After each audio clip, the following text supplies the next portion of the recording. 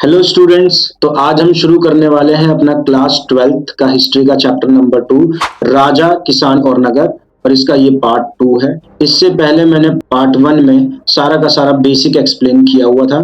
तो सबसे पहले आप उस बेसिक को देखिए, फिर इसको देखिए, तो आपको बहुत अच्छे से ये चैप्टर समझ आएगा। तो इसमें जो सबसे पहले हमें टॉपिक पढ़ना है, जेम्स प्रिंसेप कौन था और उसका भारतीय इतिहास में क्या योगदान रहा है, या भारतीय अभिलेखों को पढ़ने में क्या योगदान रहा है, ये इसका पहला टॉपिक है। तो बताया गया है कि James Prinsep east India company का एक कर्मचारी था। ठीक है, तो ईस्ट इंडिया कंपनी जो ब्रिटेन से हमारे यहाँ व्यापार करने के लिए आई थी, जिसने बाद में भारत को अपना गुलाम बना लिया था, उस ईस्ट इंडिया कंपनी का एक कर्मचारी था। कौन? James Prinsep. और इसका योगदान ये रहा है कि इसने 1838 ईस्वी में 1838 ईस्वी में ब्रह्मी और खरोष्टी जो लिपियां थी उनको पढ़ा है इसने, उनका अर्थ निकाल लिया है। अब ये ब्रह्मी और खरोष्टी लिपि है क्या?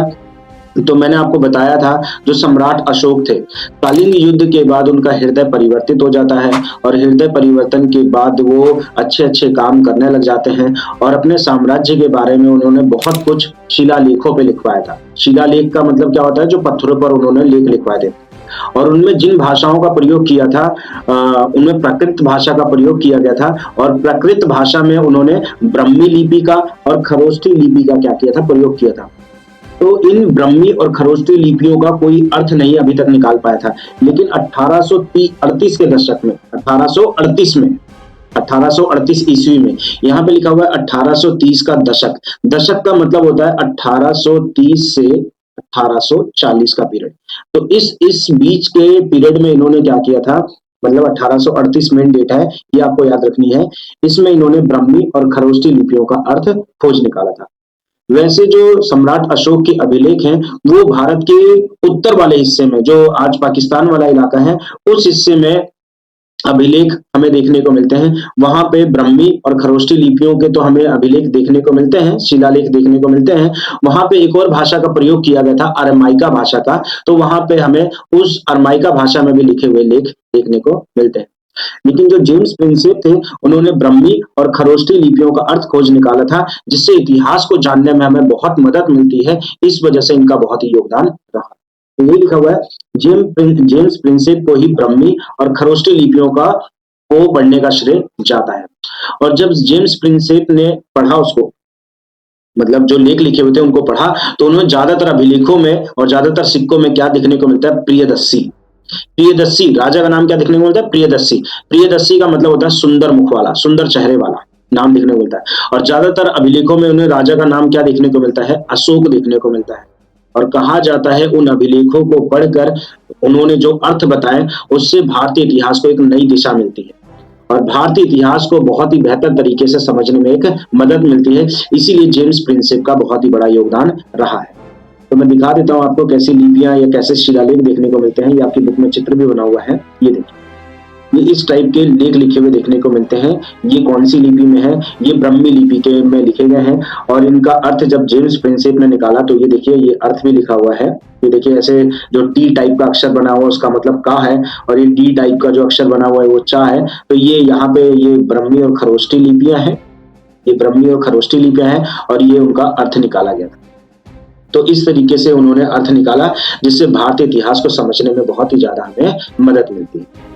तो आई होप आपको ये टॉपिक समझ आ गया होगा। अब सेकंड टॉपिक देखते हैं। सेकंड टॉपिक क्या है? सेकंड टॉपिक बताया गया है कि जो मगध था वो सबसे शक्तिशाली जनपद था। मैंने बताया था 16 महाजनपद थे। इन 16 महाजनपदों में जो सबसे शक्तिशाली जनपद था वो कौन सा था? मगध। तो मगध के इतने शक्तिशाली होने के क्या कारण थे? यह कहा जाता है, जो छठी शताब्दी है, छठी शताब्दी बीसी से चौथी शताब्दी बीसी में सबसे शक्तिशाली जनपद में मगध क्यों था? तो मगध के शक्तिशाली होने के क्या कारण थे? तो बता रखा है कि मगध इतना शक्तिशाली क्यों था। सबसे पहले वहां पे उपजाऊ भूमि। कहा जाता है वहां पे बहुत सी नदियां बहती है। मगध आज का जो हिस्सा है वो बिहार में आता है। तो बिहार में बहुत सी नदियां बहती हैं। नदियां ज्यादा होने के कारण यहाँ की जमीन काफी ज्यादा उपजाऊ थी और यहाँ पे बहुत ही ज्यादा खेती की जाती थी। फसलों का उत्पादन बहुत ज्यादा किया जाता था, इसलिए राजाओं को आय की कोई भी कमी नहीं थी। और तो और यहाँ पे क्या थी? लोहे की खदानें हुआ करती थी। माइनिंग, लोहे की, आयरन ओर की माइंस थी, जिसकी वजह से यहाँ पे हथियार बनाना और उपकरण बनाना काफी ज्यादा सरल था। इस वजह से मगध काफी शक्तिशाली था। और तो और मगध के जंगलों में बहुत ज्यादा हाथी पाए जाते थे, जो मगध की सेना का महत्वपूर्ण अंग थे। तो हाथियों की बहुतायत के कारण भी जो मगध था वो काफी ज्यादा शक्तिशाली महाजनपद माना जाता है। और तो और यहाँ पे व्यापार करने के लिए बहुत सी नदियां थी, मैंने बताया यहाँ पे बहुत सी नदियां बहती हैं। तो उन नदियों द्वारा क्या किया जाता था, यातायात किया जाता था। गंगा नदी हो गई और उसकी सहायक नदियां हो गया, इससे क्या किया जाता था, दूसरे देशों में भी जाकर क्या किया जाता था, व्यापार किया जाता था। तो यहाँ पे व्यापार काफी ज्यादा आसान था नदियों के द्वारा। और तो और मगध की गद्दी पे जो राजा आते हैं वो बहुत ही शक्तिशाली राजा आते हैं, योग्य और महत्वाकांक्षी राजा होते हैं। मगध की गद्दी पर अब तक ज्यादातर जो ऐसे सम्राट बैठे हैं जिन्होंने पूरे के पूरे भारतवर्ष पे शासन किया, जैसे बिंबिसार हो गया, अजात शत्रु हो गया, चंद्रगुप्त मौर्य हो गया, सम्राट अशोक हो गया। ये ऐसे राजा हैं जिन्होंने उस समय पे संपूर्ण भारत पर अपनी सत्ता स्थापित कर ली थी। और तो और ये जो राजा थे इनकी राजधानियां भी काफी ज्यादा सुरक्षित थी। तो इनकी राजधानियां कौन सी थी, राजगृह थी। राजगृह को बोला जाता है, राजगृह का शाब्दिक अर्थ होता है राजाओं का घर। और बाद में राजधानी किसको बना दिया गया था, पाटलिपुत्र को बना दिया गया था, जिसको आज के समय पे हम पटना के नाम से जानते हैं। तो आई होप आपको समझ आ गया होगा। ये आपको याद रखना है कि मगध इतना शक्तिशाली महाजनपद क्यों था। तो शक्तिशाली होने के कारण है, सबसे पहला बहुत ही ज्यादा यहाँ पे उपजाऊ भूमि थी, नदियां बहती थी, नदियों के कारण बहुत ही उपजाऊ भूमि थी और खेती ज्यादा होती थी। और तो और लोहे की खदानें थी, तो हथियार बनाना, उपकरण बनाना काफी आसान था। बहुत ज्यादा लोहे की मात्रा यहाँ पे थी। जंगलों में हाथी बहुत ज्यादा पाए जाते थे। हाथी ज्यादा होने के कारण वो मगध की सेना का अभिन्न अंग थे, तो इस बहुत शक्तिशाली सेना थी। और तो और नदियों द्वारा व्यापार किया जाता था, पैसे की कोई कमी नहीं थी, व्यापार बहुत ज्यादा होता था। और यहाँ पे शक्तिशाली बहुत राजा हुए हैं, बहुत शक्तिशाली राजवंश आए हैं, इस वजह से भी ये काफी शक्तिशाली मगध माना जाता था। और इनकी राजधानियां भी काफी ज्यादा सुरक्षित थी। ठीक है, तो ये सेकंड टॉपिक हो गया। अब थर्ड टॉपिक हमें पढ़ना है कि मैंने आपको पढ़ाया था अभी मौर्य साम्राज्य के बारे में। तो पूछा जा रहा है कि जो मौर्य साम्राज्य है उनकी जानकारी हमें कैसे मिलती है। ठीक है, मौर्य साम्राज्य की जानकारी के हमें कौन कौन से स्रोत मिलते हैं। तो यहाँ पे एक यूनानी राजदूत था जिसको बोला जाता है मेगास्थनीज, नाम था उसका, मेगास्थनीज नाम है इसका। ये थोड़ा सा ठीक है, तो यहाँ पे बताया गया है कि एक यूनानी राजदूत था मेगास्थनीज। ये मेगास्थनीज कौन था, तो मैंने आपको बताया था सिकंदर आया था, सिकंदर ने भारत पर आक्रमण किया था। तो जब सिकंदर का ये क्या था, राजदूत था, सिकंदर के दरबार में रहा करता था। लेकिन जब सिकंदर यहाँ से वापस लौट जाता है तो मेगास्थनीज चंद्रगुप्त मौर्य के दरबार में ही रहने लग जाता है। तो मेगास्थनीज ने एक पुस्तक लिखी थी, ये पुस्तक आपको याद रखनी है, मेगास्थनीज द्वारा लिखी गई पुस्तक थी इंडिका। इससे हमें मौर्य साम्राज्य की जानकारी मिलती है। तो मौर्य साम्राज्य की जानकारी का सबसे प्रमुख स्रोत कौन सा है, मेगास्थनीज द्वारा लिखी गई पुस्तक इंडिका। और तो और चंद्रगुप्त के जो मंत्री थे जिनका नाम था चाणक्य, जिनको हम विष्णुगुप्त के नाम से भी जानते हैं, या इनको कई लोग कौटिल्य बोलते हैं, इन्होंने पुस्तक लिखी थी अर्थशास्त्र। इससे भी हमें मौर्य प्रशासन के बारे में जानकारी मिलती है। और तो और बहुत सारे बौद्ध धर्म के ग्रंथ हो गए, जैन धर्म के ग्रंथ हो गए, जिससे हमें मौर्य काल के बारे में पता लगता है कि उस समय का समाज कैसा था। और तो और अशोक द्वारा बहुत से अभिलेख लिखे गए थे, अभी पढ़ाया मैंने, जेम्स प्रिंसेप ने उन अभिलेखों का अर्थ निकाला था।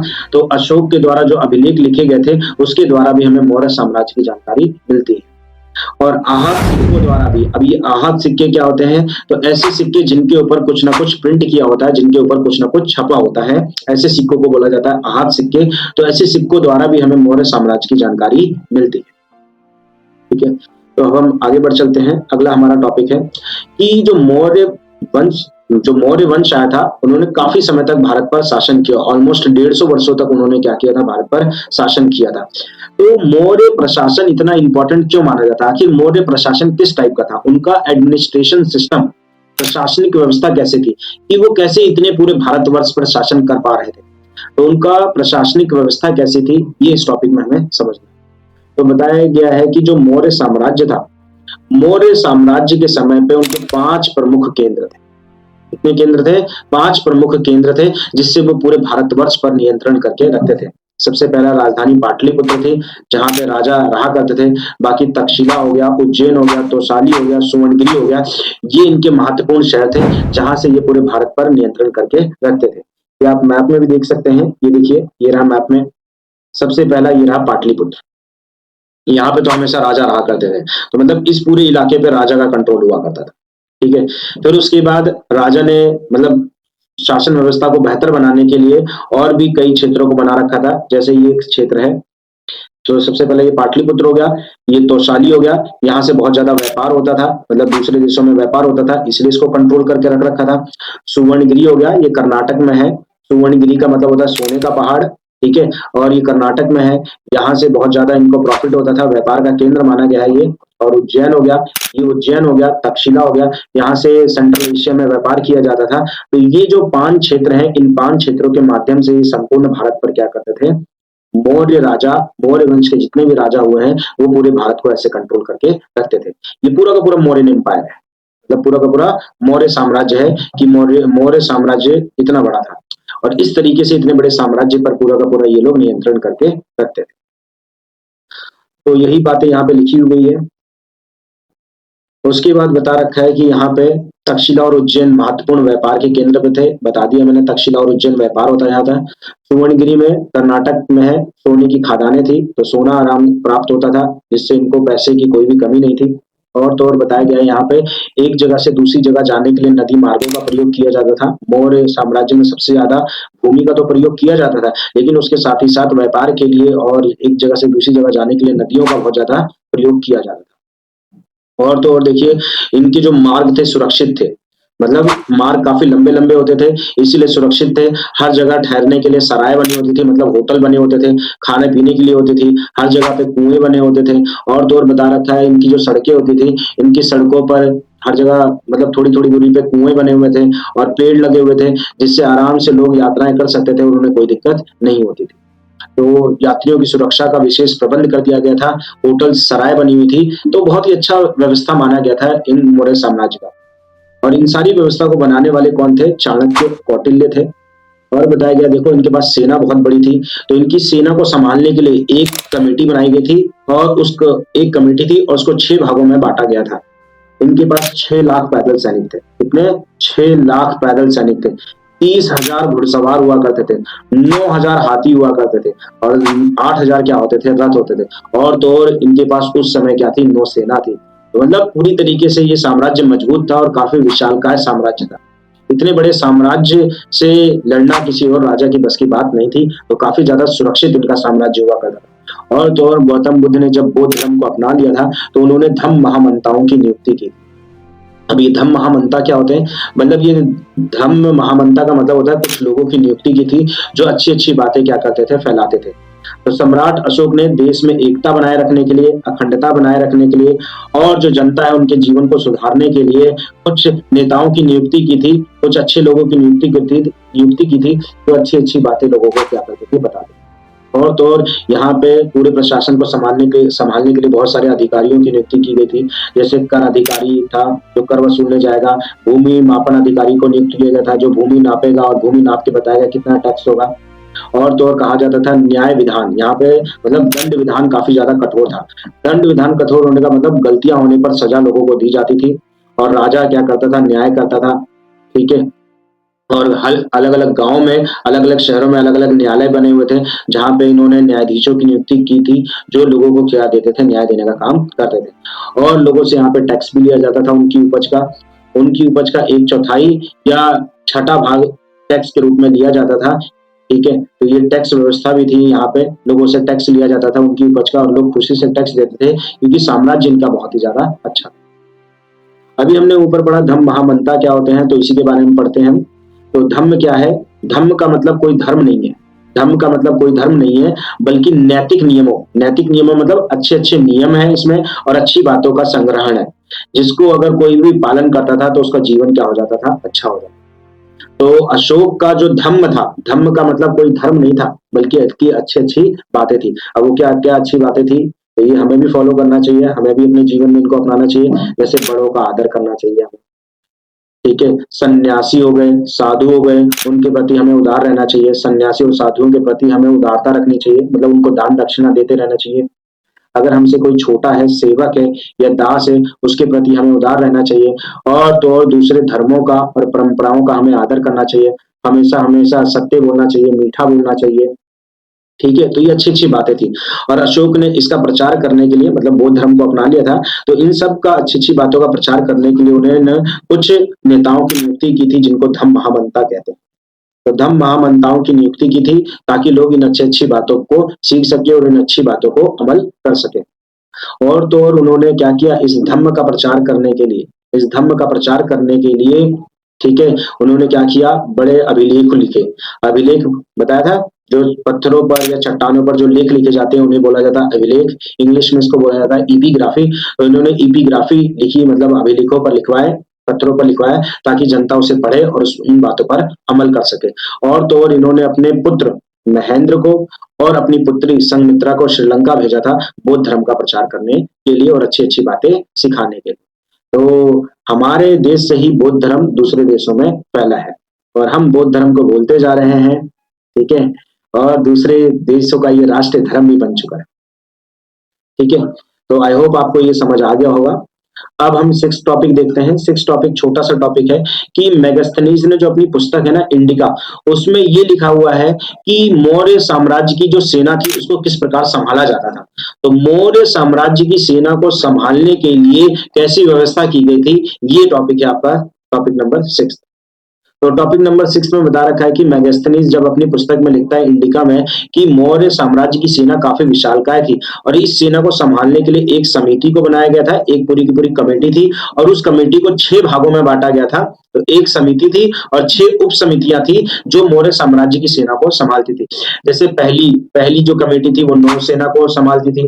दूसरी, अगर ये सेना को एक जगह से दूसरी जगह ले जाना है तो यातायात और उनके खान पान को देखती थी। तीसरी जो कमेटी थी वो पैदल सैनिकों को देखती थी, उनके पैसे और रखरखाव को देखती थी। चौथी जो कमेटी थी वो अश्वरोहियों को देखती थी और जो पांचवी थी वो रथ वाले सेना को देखती थी और जो छठी कमेटी थी वो हाथियों वाली सेना को देखती थी कि हाथियों को खाना पीना मिल रहा है, जो हाथी को चलाने वाले लोग हैं उनको अच्छे से सैलरी मिल रही है नहीं मिल रही। तो ऐसे करके इन्होंने काम को बांट रखा था। अलग अलग सेना को संभालने के लिए अलग अलग समिति बनाई गई थी। ठीक है, तो ये समझ आ गया होगा आपको। अब क्वेश्चन ये उठता है कि मौर्य साम्राज्य इतना इंपॉर्टेंट क्यों माना जाता है। तो मौर्य साम्राज्य के इंपॉर्टेंट होने के बहुत सारे कारण हैं। कहा जाता है कि मतलब जब हमने इतिहास को, वैसे तो 19वीं शताब्दी में ही हमने इतिहास लिखना शुरू किया था, भारतीय इतिहास को, तो जब हमने भारतीय इतिहास को लिखना शुरू किया तो मौर्य साम्राज्य को एक इंपॉर्टेंट चिन्ह माना गया, एक इंपॉर्टेंट सिंबल माना गया। ये मौर्य साम्राज्य काफी लंबे समय तक ऑलमोस्ट, या मतलब मौर्य वंश के जो राजा हैं उन्होंने 150 वर्षों तक शासन किया है। तो इनकी जो विचारधारा है और इनकी सोच है उसका भारत पर बहुत बहुत ही गहरा प्रभाव पड़ा है, इसलिए इसको एक इंपॉर्टेंट सिंबल माना गया है। और तो और अभिलेखों से हमें पता चलता है कि सम्राट अशोक भारत के सबसे शक्तिशाली और चक्रवर्ती सम्राट थे। चक्रवर्ती सम्राट उसको बोला जाता है जो राजाओं के ऊपर भी राज करता है। और ये साम्राज्य इतना बड़ा था कि पाकिस्तान हो गया, मतलब आज का पूरा उत्तर पश्चिम, जैसे अफगानिस्तान हो गया, बलूचिस्तान हो गया और नीचे दक्षिण में आंध्र प्रदेश तक ये पूरा का पूरा साम्राज्य फैला हुआ था। तो इतना बड़ा साम्राज्य फैला हुआ था, तो इतना बड़ा साम्राज्य तो इम्पोर्टेंट होगा ही, इसलिए मौर्य साम्राज्य को काफी ज्यादा इम्पोर्टेंट माना जाता है। तो आपको याद रखना है कि जब हमने 19वीं शताब्दी में इतिहास लिखना शुरू किया तो मौर्य साम्राज्य को काफी इंपॉर्टेंट माना गया और मौर्य वंश के राजाओं ने 150 वर्षों तक शासन किया था, इस वजह से भी ये इंपॉर्टेंट है। और सम्राट अशोक बहुत ही चक्रवर्ती सम्राट थे, इनके जैसा राजा ना आज तक कोई हुआ है ना कोई होगा। अब मैं ऐसा इसलिए कह रहा हूं कि ये सबसे शुरुआत में तो बहुत क्रूर राजा थे, लेकिन इन्होंने अखंड भारत की रचना की थी, एक बहुत बड़े भारत की इन्होंने रचना की थी। और इतने बड़े संपूर्ण भारत का राजा होने के बाद भी इन्होंने क्या किया, इन सब को त्याग दिया और इन्होंने किसको, बौद्ध धर्म को क्या कर दिया, अपना लिया। अब सोचिए, ऐसा व्यक्ति जिसके पास पूरा भारत है, पूरे भारत का राजा है वो, और इतने शान शौकत, इतना ऐशो आराम है, लेकिन उन सबको इसने क्या कर दिया, त्याग दिया और एक धर्म के मार्ग पर चलने लग गए। तो इतने बड़े राजा कोई भी नहीं हो सकता है और इन्होंने कई राजाओं पर, मतलब हजारों राजाओं पर इन्होंने शासन किया है, इसलिए इनको चक्रवर्ती भी बोला जाता है। और इनका साम्राज्य अफगानिस्तान, बलूचिस्तान हो गया और भारत के एकदम कोने आंध्र प्रदेश तक क्या हुआ था, फैला हुआ था। इस वजह से ये बहुत ही ज्यादा इंपॉर्टेंट माना जाता है। स्टूडेंट, टॉपिक नंबर 8 देख लेते हैं। टॉपिक नंबर 8 कहता है संगम साहित्य क्या है और संगम साहित्य हमें क्या जानकारी देता है। तो संगम साहित्य एक ग्रंथ है जो तमिल भाषा में लिखा हुआ है और ये हमें दक्षिण भारत के इतिहास को जानने में बहुत मदद करता है। और जो दक्षिण भारत में जो राजा महाराजा हुए हैं उनके बारे में हमें ये जो संगम साहित्य है ये जानकारी देता है। और ये कौन सी भाषा में लिखा हुआ है? तमिल भाषा में लिखा हुआ है। और इस संगम साहित्य में बता रखा है कि दक्षिण भारत में कौन कौन से राजा महाराजा आए हैं। तो जो तमिलनाडु वाला इलाका है, आंध्र प्रदेश वाला इलाका है और केरल वाला इलाका है, वहां पे कौन कौन से राजा आए हुए हैं वो बता रखा है। तो ये जो आंध्र प्रदेश वाला इलाका है, जो दक्षिण भारत में आंध्र प्रदेश वाला इलाका है, वहां पे चोल राजा आए हुए हैं। तमिलनाडु वाले इलाके में पांड्यन राजा आए हुए हैं और केरल वाले इलाके में चेर राजा आए हुए हैं। और ये जो राजा थे ये लंबी दूरी का व्यापार करते थे और इनसे बहुत ज्यादा पैसा कमाते थे। तो ये काफी समृद्ध थे और लंबे समय तक इन्होंने क्या किया है? शासन किया है। ये यहाँ से दूसरे देशों में सामान भेजते थे, विदेशों में, क्योंकि बंदरगाह होते थे और यहाँ से ये सामान को दूसरे देशों में भेजते थे और बहुत अच्छा पैसा कमाते थे। और इन्हीं में ही दक्षिण भारत में ही कुछ और राजा महाराजा हुए हैं, जैसे मध्य और पश्चिम भारत में सातवाहन वंश है और पश्चिम उत्तर भागों में शक राजा हुए हैं। मैं आपको मैप में दिखाता हूँ। ये देखिए मैप में, ये आपकी बुक में दिखा भी रखा है। ये देखिए, ये यहाँ पे पश्चिम वाले इलाके में शक राजा हुए हैं। ये हो गए, ये लंबी दूरी के व्यापार से पैसा अच्छा कमाते थे, संगम साहित्य में बता रखा है। ये मध्य भारत में जो सातवाहन वंश है ये दिखा रखा है। और यहाँ पे आंध्र प्रदेश वाले इलाके में चोल राजा है, ये तमिलनाडु वाले इलाके में पांड्यन राजा है और ये केरल वाले इलाके में चेर राजा है। ये लंबी दूरी के व्यापार से बहुत अच्छा पैसा कमाते थे। तो इन राजाओं के बारे में संगम साहित्य में बहुत अच्छे से बताया गया है। तो संगम साहित्य हमें दक्षिण भारत के इतिहास को जानने में बहुत ज्यादा मदद करता है। और ये राजा महाराजा जितने भी हुए हैं ये वही लंबी दूरी के व्यापार से बहुत अच्छा पैसा कमाते थे। और तो और जो भी इनके इलाके से व्यापार करता था उससे वो राजस्व मतलब उससे वसूली करते थे, राजस्व की वसूली करते थे और इससे वो अपना गुजारा करते थे। ठीक है, आई होप स्टूडेंट आपको समझ आ गया होगा। नेक्स्ट टॉपिक देख लेते हैं कि जो 600 बीसी से 600 एडी का टाइम पीरियड है, उस समय एक दैवीय प्रथा चली थी। ये 600 बीसी से 600 एडी के काल को बोला गया वर्णित काल। तो इस वर्णित काल में एक दैवीय प्रथा थी, डिवाइन पावर थी। अब वो क्या थी इसको समझते हैं। तो उस समय जो ये जब काल चल रहा था तो बहुत से राजा महाराजा अपने आप को भगवान से जोड़ते थे और भगवानों से जोड़ते थे और सोचते थे कि प्रजा उन पर बहुत ज्यादा क्या करे? विश्वास करे। तो राजा महाराजा एक अच्छी स्थिति प्राप्त करने के लिए, उच्च स्थिति प्राप्त करने के लिए देवी देवताओं से जुड़ने का प्रयास करते थे। जैसे इसका बेस्ट एग्जाम्पल दे रखा है कुषाण शासक, जो मध्य एशिया से भारत में आए थे और पश्चिम वाले इलाके में आकर बस गए थे। मैंने बेसिक वीडियो में इनका दिखाया भी था। तो ये जो कुषाण शासक थे इन्होंने अपनी विशालकाय मूर्तियां बनाई थी। मैंने आपको बताया था कुषाणों का जो सबसे प्रसिद्ध शासक था उसका नाम था कनिष्क शासक था। तो इन राजाओं ने अपने नाम के आगे देवपुत्र की उपाधि लगाई और भगवान की तरह अपनी विशालकाय मूर्तियां बनाई। और तो और इन्होंने सिक्कों के माध्यम से अपने आप को और मूर्तियों के माध्यम से अपने आप को प्रस्तुत भी किया था। तो देखिए आपकी बुक में ये चित्र भी बना हुआ है। ये रहा, ये रहा, ये रहा। कुषाण शासकों ने अपनी ये मूर्तियां बनाई थी। ये देखिए, ये कुषाण शासकों ने सिक्के चलाए थे। इसमें अपने आप को इन्होंने आगे वाले भाग में देखिए कनिष्क राजा का चित्र है और पीछे वाले भाग में देवता का चित्र बना हुआ है। तो अपने आप को देवों से जोड़ने की कोशिश करते थे ये कुषाण शासक। तो दैवीय प्रथा में यही है कि जितने भी राजा महाराजा हुए हैं वो अच्छी स्थिति प्राप्त करने के लिए, उच्च स्थिति प्राप्त करने के लिए देवी देवताओं से जोड़ने का प्रयास करते थे और अपने नाम के आगे देवपुत्र लगाते थे कि वो देवों के पुत्र हैं जिन्हें भगवान ने भेजा है शासन करने के लिए। तो ऐसे सिक्कों के माध्यम से अपने आप को दिखाने की कोशिश करते थे देवताओं की तरफ और ऐसी विशालकाय मूर्तियां बनाते थे। ये देखिए विशालकाय मूर्ति बनी हुई है। इसका सिर नहीं है, आई थिंक सिर टूट गया होगा इसका।